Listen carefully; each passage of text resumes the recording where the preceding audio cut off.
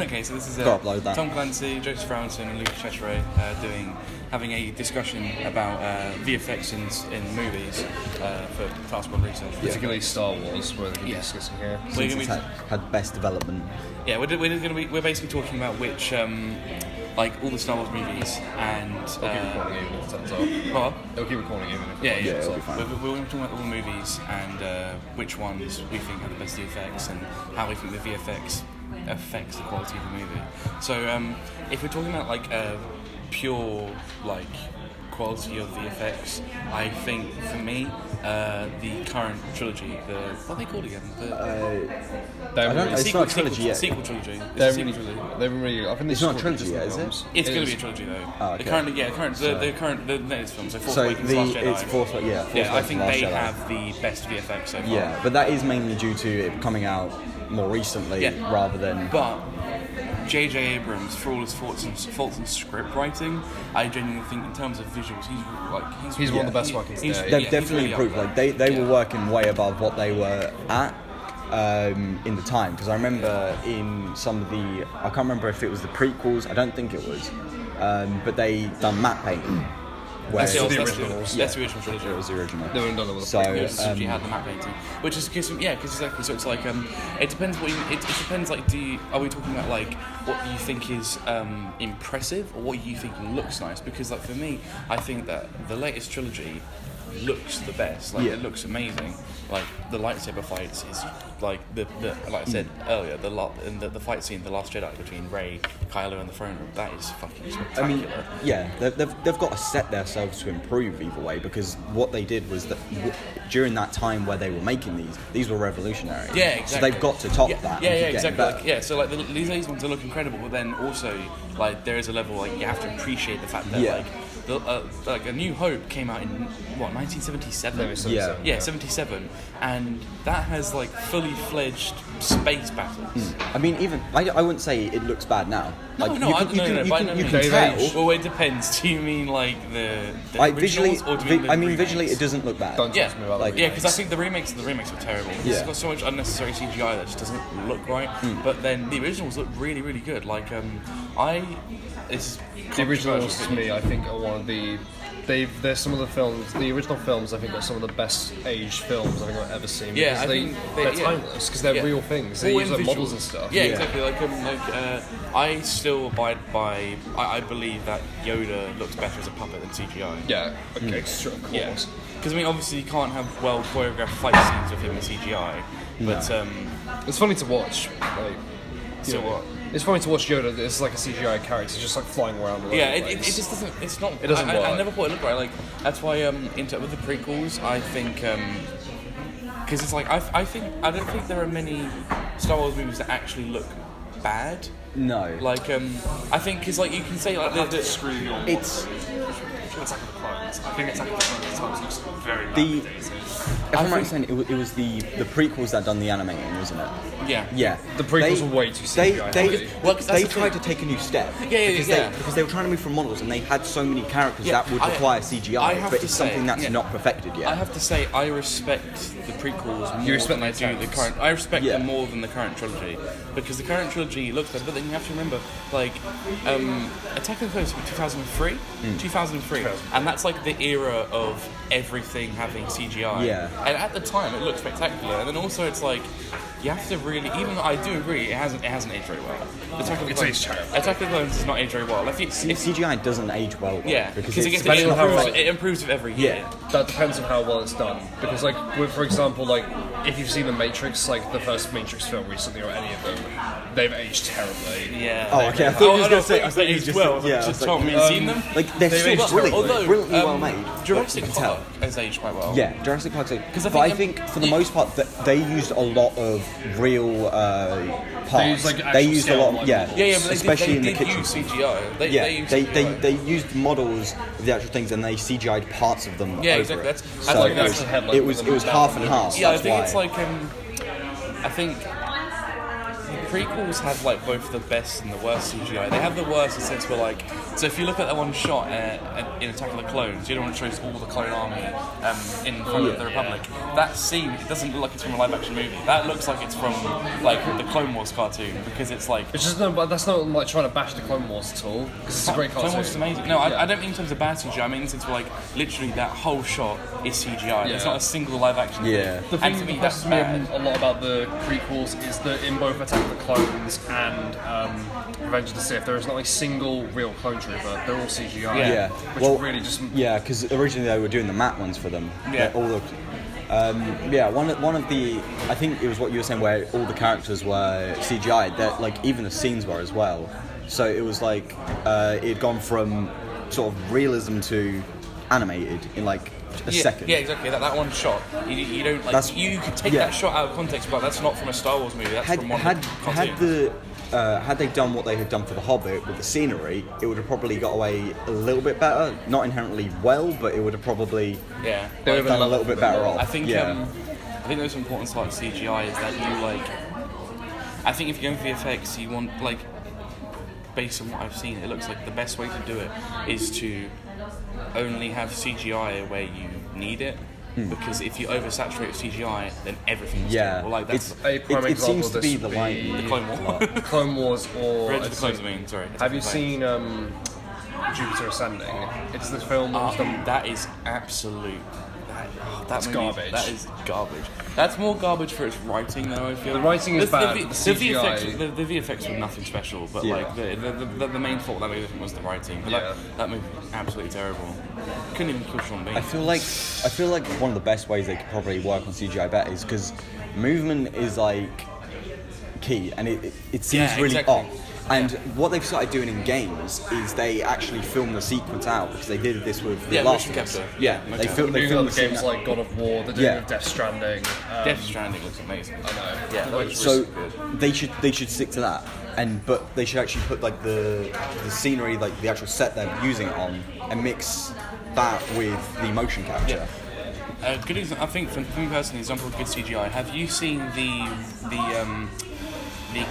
reboot Planet of the Apes movie? It's like the Rise series. Yeah. The CGI in that That's is what amazing. they did it for that. I think There that's was the motion best in the capture. industry today. Yeah, It's outstanding. Because I think it's two parts. Because like the CGI in that is really well done. They've won awards. Yeah, for because how like good it it's the movement looks real. The apes just look real. It looks like real apes, and then also it blends well with the environment. Like you look at the apes and you see they have like bits of dirt and twigs all over. Their fur is like It's the tiny details that make it more realistic. And then also Andy Serkis does kill it as Caesar. I think my favourite example from the Planet of the Apes films is from the second one. The opening shot of it is like Caesar's face, and then it's like lightning, and you see like the rainbow dripping down his face and everything like that. That looks real. Oh, the face painting out of everything. I think all of that scene is just straight up CGI. Yeah, all the apes are hanging from the trees and everything. Yeah, I don't think. No, I meant like that shot. I don't know all together. Yeah, I don't know about the first film, but I know from the second film onwards there isn't a single real ape. No, it's all CGI, and it all looks amazing. Yeah. It's so good. I can't speak on the plot. Like the third movie, I saw it. The plot was okay, nothing amazing. Yeah. It was a bit underwhelming for what they were making it out to be. Yeah, exactly. It wasn't a good. The ending I thought was pretty good though. You know, I still enjoyed it. I mean, I don't think it's anything special. Like, I'm not talking about the script. When I say they're amazing films, I'm talking purely about like the anime. The script does heavily affect like the CGI though. I feel because like. You usually note down how they move as well, like especially if they're especially someone like the actual story. You would definitely know how they move if it's relevant to the plot. Yeah, I think motion capture can be done like it has drawbacks and benefits. Like I know it's a meme, but as I'm taking this as a serious example, you know, the food fight, the movie. Yeah. That is full of motion capture, and as you know, the movement in that, the motion in that looks absolutely dog shit. Because it's broken. I watched Food Fight Ages. I haven't watched the full movie, but I've watched hundreds and hundreds of clips from it, and it's just full of like characters' arms swaying, looking like they're broken or limp. People like it's like that is an example of terrible. CGI. We're talking like Fallout 3 ragdoll effects, bad. No, we're talking like. That's helpful. Yeah, I don't really know how to. Like, it's hard to give it. It's something you need to like see for yourself. It's just it looks awful. It's an awful film. Yeah. Broken I feel like in terms of CG, I feel like the films and TV series I feel like have done it used the best that I can recently think of is Mindhunter and Blade Runner, because Blade Runner had amazing the new one I think is that had to rely on it a lot though. I think this is the thing because me and Luca went to watch it last year when it first came out in the cinema. It's been the best film I think I've ever seen. To clarify, we're talking about Blade Runner 2049, not the original Blade Runner. So yeah, in 2049, the thing they did with it, which I found incredible. Tom's inevitable Blade Runner round. You knew this was coming. So one of the things I really just blew my mind when we saw it was like I saw like all the buildings and stuff. You know when like Kay is like flying back into the city, and he's like you see all like the buildings and stuff. What I thought initially was that they're CG, right? But then as I watched it more and more, like I got to look at it even more. I was just like, are they CG? And then it turns out they're not. Yeah. It's like scale model buildings they've made, and they've used CG to like put like lights and stuff inside them. Yeah, like one thing, like because I feel like we haven't really mentioned this a lot, is how like the best CG is obviously like the what you don't see. Yeah, the best visual effects stuff you can't see, and I think the new Blade Runner does that really, really well. A lot of it's like obviously like because there's some if you want to have like a high sci-fi movie like that, having CG is unavoidable, and obviously you're going to be able to see a lot of the CG. That's just how it is. So well. Yeah, exactly. That's why I think like 2049 does that amazingly. It's like there's so much CG. Even the parts where you was like, yeah, that's clearly CGI. Is like in the context of it still looks good. It is CGI. And it still looks good. Yeah, like it's one of the best made ones. obvious. I think it's the one you meant to mention when Cade is on the bridge and he sees the ad, like the woman from the advert, the hologram, he comes down. That looks amazing. If that was made to look realistic, it wouldn't work in the sense of the scene. It looks that looks like she's there because the hologram isn't there. It's put in post. It's CG. In the context of both the story and in like you see that and you're like, yeah, it's CG. But then you're just like, because you don't think, oh, that's fake CG. You think because in the context of the movie, it's a hologram. It's a hologram in the movie. But for me that was amazing because it looked like he was like you could see the light coming off Cade's face. You could see like I don't know that even was with the raindrops. That's just amazing. You can see that the flickers from the hologram, the rain passes through her. I feel like one of the other good uses because it has so many good uses of it. Like I looked through like a sort of visual effects reel I did for it, and like when Kay goes off to find, for context, Kay is the guy played by Ryan Gosling. He goes off to go and find Harrison Ford's character Deckard. I just realised I kept thinking it was K6. Fair enough. I mean, no, it's K. Sorry, not K6. Spoilers. Who knows? So Kay goes off to go find Deckard in the ruins of Las Vegas, and what he does is he goes into these really big sort of like casino halls. And one thing that blew my mind when he actually goes in there is they basically got like the set, there's a green screen there, and they managed to like extend it. Like they made the rooms and the halls so much bigger than we saw someone's project do that recently. Yeah, it was this falling staircase one. Crazy. The guy. It was a similar kind of thing. But this one thing I noticed, this is really nitpicky, but something I noticed that, again, the new Blade Runner did really well, is a lot of movies, when they're having VFX blood, they forget that blood reflects sunlight. Yeah, it does. Sunlight reflects off blood. That's why, liquid. That's why if you see a lot of blood movies, a lot of it will look really fake. You think that's obviously CG blood because it's just matte. There's no. Yeah, I think it's because they think it's so dark. It's just like the blood is completely solid, so it looks like that doesn't like a lot of time you see it like that doesn't look right, but I don't know why. Just something looks off about it. But then if you watch the new Blade Runner, when characters bleed and get shot, not only do they not have because that's the thing. Do you know about the whole pincushion thing, where a lot of characters in movies, when they get the slightest wound, blood fucking spurts out of them like they're like a balloon ready to burst. That was one thing I noticed. When because in the final fight scene of the film, because you've seen it, I showed you the film as well. So like in the final fight scene where they go to like it's like the flood area. That was beautiful. That was so the music for that shot. Scene was like my favourite in the whole film. But like what happened was. Like when like he's like shooting his gun at the he's shooting his blaster at the car. One thing that I really liked about it was like when the driver got like shot, his like head like was really suddenly swayed to the side. You could see the blood just like split. Going back to CGI, I think a good comparison of good and bad CGI is say for example, I know you'll hate them, but you know is it the fourth Transformers movie? Yeah. The one with the dinosaurs. They were pretty impressive CG-wise. Oh no, I was going to say it's terrible. I mean, the Transformers themselves, they look. I actually genuinely think the Transformers themselves look amazing. One specific example is have you two seen the movie? Yeah. Do you I've seen Yeah, it. in the beginning it shows like the dinosaurs at the start. Yeah. Or like That they look terrible. But then I always found it quite I interesting. think that's because Michael Bay wasted his budget on explosions. Yeah. So But it's funny all because gone. like you have in that movie you have like that came out 2015? Yeah, Yeah, it's right around that time. 2015. Yeah, you have like 2015, and you have like terrible CGI, and then like you have back in the 90s, you have Jurassic Park with dinosaurs that looked real. They Yeah. looked real. Jurassic Park 3 is still like. You've got to blows remember- my mind when I see the Velociraptors and that. I'm like, actually, actually, Jurassic Park 3 makes me laugh. Even if I was like, Alan. Just like, Alan. No, what makes me laugh? No, what makes me laugh. The thing I'm always blown away by is fuck, I forgot the example I was going to give. It's not Transformers. Who's it directed by? I can't think. I'll come back to me. But yeah, the CGI and the Transformers, I think it's both good and bad because like you look at the robots transforming. I feel it's all flash and no substance. Yeah, that's what I'm saying. Like, yeah, because Yeah. the plot itself is completely dry. But I'm talking purely When they like visuals. transform and like change to like cars and stuff, It looks amazing. It's incredible Yeah, how long It's they so really complex. smooth. It's smooth, and also you look, they animate every little like you see Every little- gears Yeah, morphing. it's tiny things. Yeah. That's what I wanted to get onto because there's so many tiny visuals. Yeah, that, the little like, details. In Well, Infinity it's supposed to War, be these- the fight That's of what I was gonna- Wakanda, I was gonna- the Wakanda people, forever. there really aren't that many people. Yeah, there's only like 10 or 12 yeah, people. there's like a few people and they're CGI'd all over. Yeah. Yeah. Okay. So it happens a lot. I think Ben mentioned it with the bulls.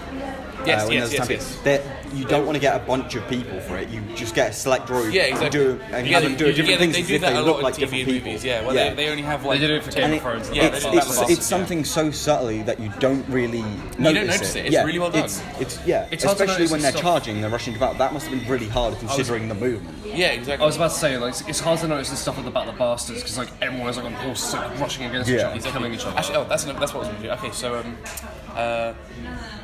for me, and because sometimes I think VFX is obviously important. Like in modern filmmaking, VFX is like an essential thing. It's like it's needed because it's an incredible especially thing. in action. Yeah, VFX is incredible. It's such an amazing modern thing. But something I think sometimes there's a certain thing where like sometimes VFX is brought in where special effects should have been brought in. So a big example for me, I remember I discussed this with Ben the The other day. Thing 2011, I think, is a really good example. What were you going to say? I was going to say Alien. Yeah, I was thinking about that. So Alien and Aliens, the xenomorph looks absolutely incredible. Like the xenomorph look for me, It looked real. Even going back now, the xenomorph looks real. The original Alien This came in the film- 70s. It's aged so well. Yeah, this movie came out in the 70s, and you have the xenomorph. It looks like an actual creature. Yeah. Which is in no due part to Geiger, the guy who designed the xenomorph. 'Cause, like the costume for that is absolutely amazing. It's such an advanced piece of technology. But then you have in the more modern movies where like you can appreciate what they're trying to do, but the special like the VFX just can't compare. I felt the Alien and Alien Covenant looked It looked awful. It looked way too like slender. Yeah. For me, the problem with it is like because a big problem I had with a lot of the modern Alien movies is they lost a lot of horror. Okay, so for me, Alien is an amazing horror movie. Aliens is an amazing action movie. Yeah. But the thing that made the Xenomorph terrifying for me is how if you watch the movie, like the first Alien movie, you only ever see below its torso. You never once. see the whole thing. You only see the whole thing once in the whole movie, and that's when it gets ejected out of the ship. For the rest of the movie, you never see it. So for me, in Covenant, when the last act of the movie is them chasing around, being chased by the alien. They're chasing around with guns. Yeah, when it's running around the ship, it's like it's running because they're on the. Have you seen? I've seen bits of it. Oh, there's a scene right at the end where they're escaping the planet and they're on a ship leaving the atmosphere, and the xenomorph jumps onto the ship, and you can. Oh, see where it, I've seen, and yeah, it- they put this and in it's- the promotional material. Yeah, it's in broad daylight, Yeah. and you could because for me like the xenomorph loses its terror when you can see it. Yeah. Obviously, it's especially terror- since if it's a got xenomorph- an aspect of horror. It's yeah, meant to be if something a xenomorph scary. is- oh, One, if a xenomorph was charging towards me, if a xenomorph was charging towards me in real life, I'd be like obviously terrified. But so because that's another to bring up Covenant. To bring up Covenant again. the last like 10 minutes or so of the movie, I actually did find scary because what happens is the first, like most of the movie is utter dog shit. But like, I feel like the visually, because Ridley Scott. Visually, all of Ridley Scott's. I'm talking about like CG. It is the perfect example of the combination of being in live action to give you something to work Ridley with Scott, in the CGI post. If you do that, it will work out and be perfect. I think Ridley Scott's biggest, it's both his greatest strength and his greatest flaw is that he is one of the most ambitious directors ever. But sometimes he does get very over ambitious. He's the most ambitious director. He's amazing. Right? Yeah, so like it gives him his strength and weakness. So like his movies, because of his ambition, they will either turn out to be these incredible masterpieces, like Alien, or a forgettable CGI mess like Exodus, Gods and Kings. I bet you don't even remember that movie. Oh, I do remember it's about it's about Moses. Christian Bale's Moses. Yeah. So that movie is like that is just too much. The Mummy as well is one of the worst. The visual effects. I do not like the CGI. Not just CGI, but the visual effects. It's just the whole post-editing. Leave Brendan Fraser alone. It's just he's a good boy. Yeah. So to summarise, I think we've made a couple points in that. I think the visual effects are important, but if you have special effects that look more convincing, you shouldn't replace it. Especially if you rely on them too much and you put everything just trying to rely on that, and it becomes unnatural. Yeah. Before we wrap up, I want to bring up another film, or two films actually. The Thing, like the classic original Thing from like 1987. You have to watch the original one. I've not seen it. I've heard it. I know. It's an awesome film. But having seen both the films, I can say without a doubt, because originally the one they made two films. The Thing, which came out in 1987, I think it was, and then the Thing, because they had to make a confusing name. It's actually a prequel, and they call it the same thing. And they brought it out in 2011. And I've watched several videos about like the pre-production of the film, and it had a pretty troubled development. And one of the things I noticed a lot about it was the fact how originally, because I'm pretty sure without even seeing the Thing, you know how like famous it is for the practical effects they use. They were just way ahead of its time. Yeah. The Thing in 2011 was meant to be using it as well, but because the producers basically watched like the early cuts of it and were like, no, this is absolutely terrible. And so the director was like, all right, what do you want us to do with it? And the producers pretty much went ahead and said, change it all to CGI. And this is what's caused the 2011 Thing to become one of the most universally hated horror films of all time because of how god awful the CGI looks in it. When we go back to class, I'll show you how bad it looks. But oh my god, it's some of the worst I think I've ever seen. Like, it's one of those sort of things where you're just like, how could they get something that was so sacred, like the practical effects from a film like The Thing, which is like it pretty much is like CG. It's like practical effects masterclass. If you want to know how to do good practical effects, watch The Thing. But I really just wish it's like sort of missed potential, like what could have been. It could have easily been great. Like imagine like what it would have been like if they brought back the amazing practical effects. It's definitely one of those things where it's kind of like they haven't paid much attention to it during the live action sequence. It's become the afterthought. Yeah, it's like they didn't. They wanted to make a remake of The Thing, but clearly didn't understand what was so good about the first one. It's a prime example of how not to use CGI. Overusing it and not doing it well. Yeah. All right, I think that's good. Yeah. Good talk, fellas. Wrap up.